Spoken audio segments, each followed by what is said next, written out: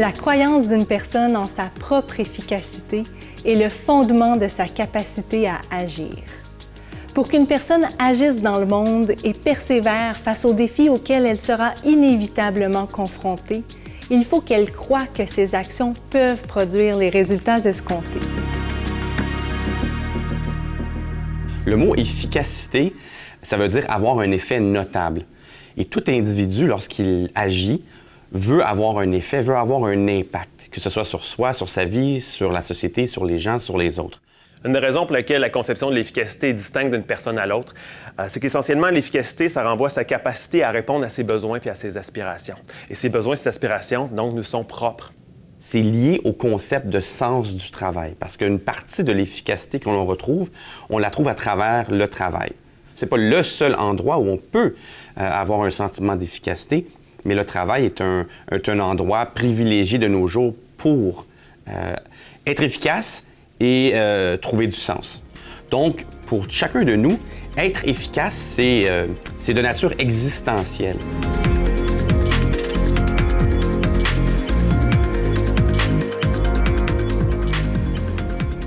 Le concept de sens au travail a 3 composantes.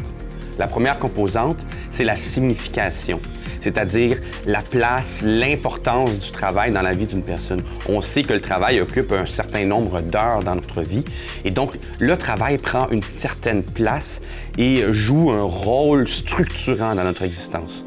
La deuxième composante du sens du travail, c'est son orientation. La direction. Qu'est-ce que l'on cherche dans le travail? On peut chercher quelque chose qui est de nature utilitaire et on peut chercher quelque chose qui est de nature expressive. Idéalement, il faut avoir les deux pour qu'il y ait un travail qui ait du sens. La recherche utilitaire, c'est quoi? C'est un gagne-pain, par exemple. La recherche expressive, c'est de pouvoir s'exprimer, de pouvoir être créatif, de pouvoir être autonome, de créer des choses. Les êtres humains ont besoin des deux. Le troisième sens du concept de travail, c'est la notion de cohérence. Est-ce que le travail est cohérent entre les différentes parties qui le composent, mais aussi cohérent entre ce que je fais au travail et ce que je vis à l'extérieur du travail? Donc, le concept de sens au travail est très complexe, mais en même temps très important dans la vie de chaque personne. Le travail prend de plus en plus de place dans notre vie. Ça devient quelque chose de plus en plus central et c'est entre autres central à notre identité. On a juste à penser quand on rencontre quelqu'un pour la première fois, la première chose qu'on va lui demander, c'est « Qu'est-ce que tu fais dans la vie? » et non « Qu'est-ce que c'est ta passion? » ou « Quel livre as-tu lu dernièrement? » Alors, le travail prend vraiment une place importante et on sait de par plusieurs études qui nous ont démontré que le travail, c'est bon pour la santé. De façon générale, bon, c'est sûr si on est dans des conditions de travail très difficiles ou qui peuvent être très néfastes à la santé, ça existe, mais de façon générale, les gens qui sont en emploi ont une meilleure santé mentale et une meilleure santé physique, ne serait-ce que par l'accès à des ressources. Mais c'est donc central à notre identité et ça nous permet d'être aussi en bonne santé. Je pense par contre que la relation avec le travail a peut-être changé au cours des années. On a une relation peut-être un peu plus floue ou une démarcation plus floue entre la sphère privée et la sphère professionnelle. Alors, on traîne nos téléphones cellulaires à la maison, on répond à des courriels le soir, la nuit, et donc une relation qui est de plus en plus floue.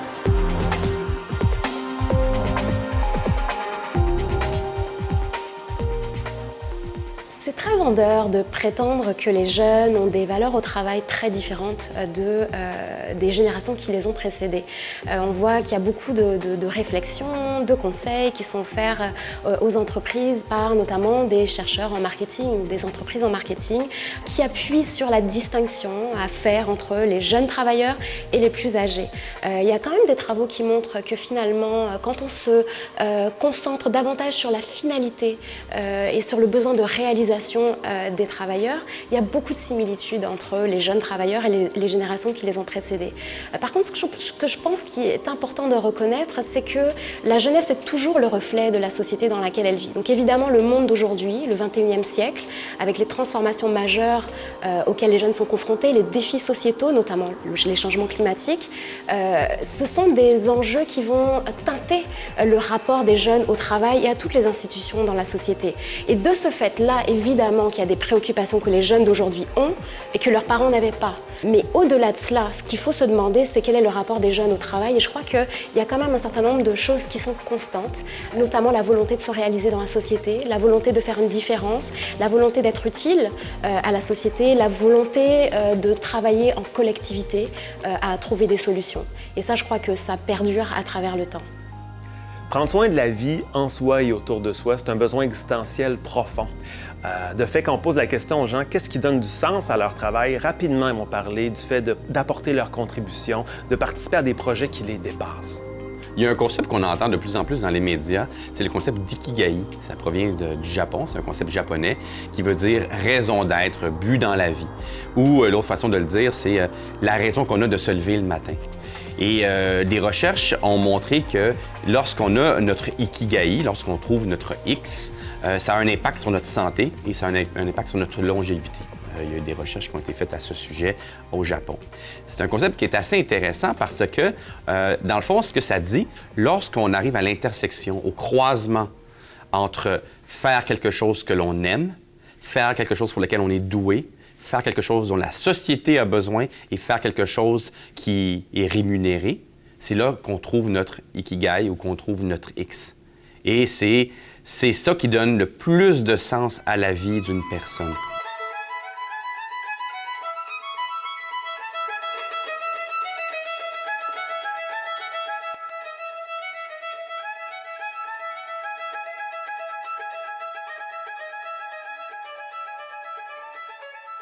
Il y a une petite fable d'un poète qui s'appelle Charles Péguy que j'aime beaucoup, qui se rapporte au concept de sens du travail. C'est une personne qui passe et qui rencontre 3 tailleurs de pierre. Au premier tailleur de pierre, il lui demande « Qu'est-ce que tu fais? » Le tailleur répond « Ben, je casse des pierres. » Au deuxième tailleur, il lui demande « Qu'est-ce que tu fais? » « Je construis un mur. » Et au troisième tailleur, il lui demande « Qu'est-ce que tu fais? » « Ben, je bâtis une cathédrale. »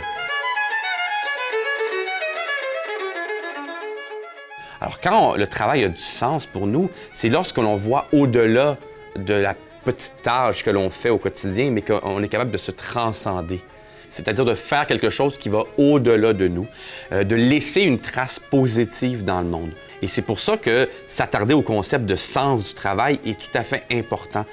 Parce que d'un autre côté, on est aussi capable de sentir un vide existentiel au travail quand on sent que l'on fait quelque chose qui n'a aucun sens, quand on ne trouve pas notre X au travail.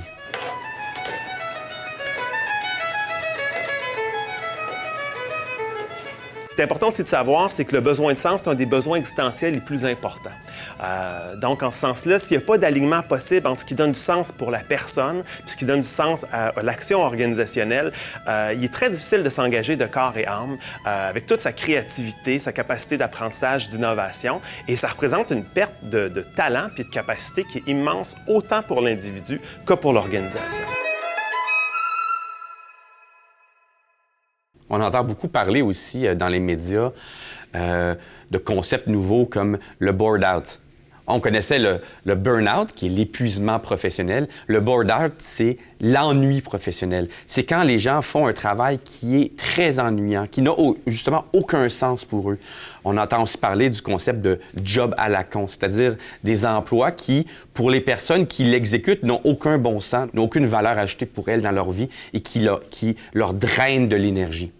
On entend aussi parler de concepts comme le paradoxe de la stupidité, qui consiste à faire des choses à des gens qui sont surqualifiés pour le faire. On engage des gens pour leur intelligence, on engage des gens pour leur capacité, pour leur créativité, mais finalement, on leur fait faire des activités qui sont beaucoup moins valorisantes que ce qu'elles sont capables de faire. Et ça crée un sentiment chez beaucoup de personnes de non-sens au travail. Et si ça perdure, si on demeure dans une organisation dont le sens n'a pas de résonance pour nous, éventuellement, on va en venir à développer à se sentir aliéné, à développer des problèmes de santé mentale comme la dépression, de l'anxiété, des dépendances. Puis même à l'échelle collective, organisationnelle, on va développer des problèmes de santé globale. Pour que le travail ait du sens pour chaque individu, c'est fondamental qu'on y trouve une motivation qui émane de soi. La professeure Caroline Biron nous présente ce type de motivation qu'on appelle couramment la motivation intrinsèque. Pour avoir cette motivation-là intrinsèque ou une motivation qu'on dit autodéterminée, il faut que certains besoins psychologiques fondamentaux soient comblés. Et c'est donc 3 besoins psychologiques fondamentaux, soit le besoin d'autonomie. J'ai besoin de sentir que j'ai un peu carte blanche pour décider quel est le meilleur comportement à adopter. Alors, j'ai un besoin d'autonomie. J'ai également besoin de me sentir compétent dans ce que je fais. Le besoin de compétence est un besoin fondamental. Si je me sens pas bonne dans ce que je fais, j'aurai pas de plaisir à faire cette activité-là. Et le 3e besoin, c'est le besoin d'appartenance sociale, donc de sentir que je suis acceptée et respectée dans un groupe. Alors, on peut prendre un travail qui va être, disons, un peu monotone, mais de mettre en place des conditions comme un niveau d'autonomie élevé, que la personne se sente bonne et qu'elle a un bon réseau et qu'elle a des bonnes relations avec ses collègues. Et à ce moment-là, elle va prendre quand même un certain plaisir à faire l'activité, même si elle est monotone. On a des expériences, entre autres, avec des enfants qui font un casse-tête. Et donc, quand on les paie pour faire un casse-tête, ils ont une motivation plus extrinsèque que les enfants qui ne sont pas payés, qui arrivent à prendre un plaisir dans l'activité en soi. On peut retenir 2 choses de ce que viennent de nous parler les professeurs.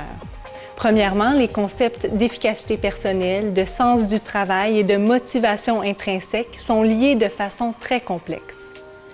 Deuxièmement, il n'existe pas de sens prédéterminé ni universel du travail. C'est un bilan éminemment subjectif et provisoire qui est propre à chacun de nous. Ça ne veut pas dire qu'il n'y a rien à faire, bien au contraire. Les entreprises et surtout les gestionnaires jouent un rôle important pour donner du sens au travail de leurs employés. Le professeur Luc Audebran nous présente 5 caractéristiques du travail qui lui donnent du sens et qui doivent être au cœur des préoccupations des gestionnaires dans leurs actions quotidiennes. Il est important de se demander ce qu'un ou une gestionnaire peut faire afin de créer du sens au travail de ses employés. C'est pas sorcier. En gros, pour créer du sens au travail des employés, un gestionnaire ou une gestionnaire peut mettre l'accent sur 5 caractéristiques du travail. Les personnes souhaitent avoir une utilité sociale, sentir qu'elles contribuent à la société, au-delà de ramener de l'argent aux propriétaires et aux actionnaires. Les employés souhaitent aussi sentir qu'ils travaillent dans un milieu où il y a une certaine rectitude morale, autant dans l'accomplissement de ce qu'elles font au quotidien que dans les résultats de l'entreprise. Est-ce que c'est moralement correct ce que je fais? Les personnes souhaitent aussi sentir qu'elles peuvent apprendre, qu'elles peuvent se développer au travail, pas uniquement faire de la petite routine quotidienne, parce que ça devient lourd. Pareillement, les personnes aiment sentir qu'elles peuvent faire preuve d'autonomie au travail, qu'elles peuvent décider par elles-mêmes, qu'elles peuvent faire preuve de jugement, qu'on croit en leur intelligence au travail. Et finalement, les personnes au travail souhaitent avoir des relations de qualité avec leurs collègues, avec leurs clients, avec leurs gestionnaires. On ne passe pas 8 heures au travail, 40 heures par semaine au travail pour avoir des relations négatives, pour que ça mine notre qualité de vie quotidienne, pour qu'on se sente mal. Donc, les gestionnaires peuvent, à travers de petites actions, faire en sorte que ces 5 caractéristiques-là que je viens de nommer soient mises en avant et qu'ils en tiennent compte au quotidien dans leurs propres actions avec leurs employés. Le monde du travail a connu de grands bouleversements au courant des dernières décennies et continuera probablement à évoluer, notamment sous la pression de l'automatisation et de la robotisation. Nous avons demandé au professeur Christophe Roux-Dufort pourquoi, dans ce contexte, il est important de se pencher sur le sens du travail.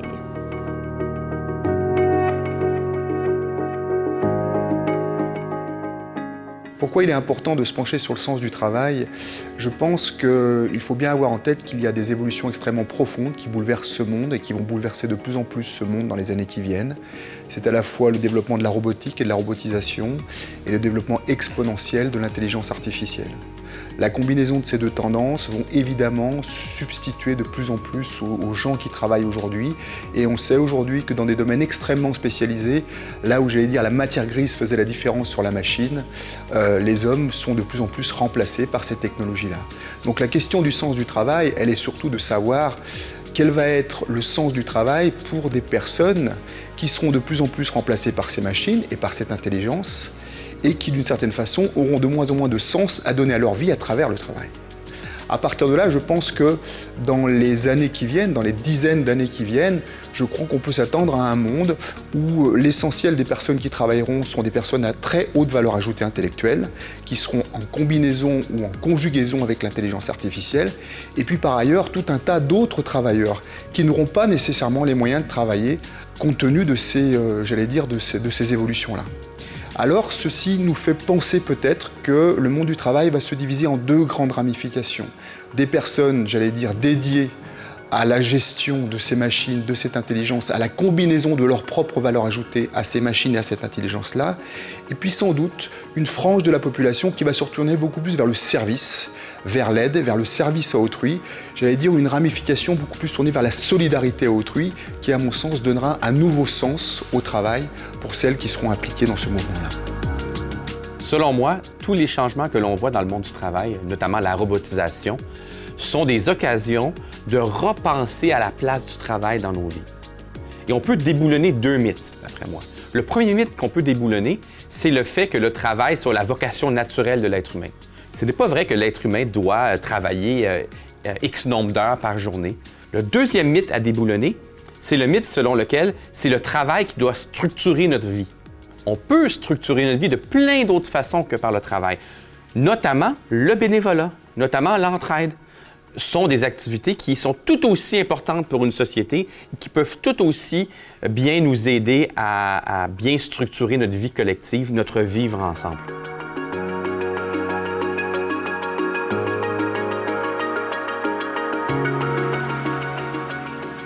Ce qui est particulier à ce moment-ci de notre histoire collective, c'est qu'on a tendance à voir l'efficacité et le succès qui l'accompagnent comme des critères d'évaluation ultimes. Et donc, au-delà de l'efficacité, il y a beaucoup la question de la légitimité des besoins et des aspirations auxquels on répond.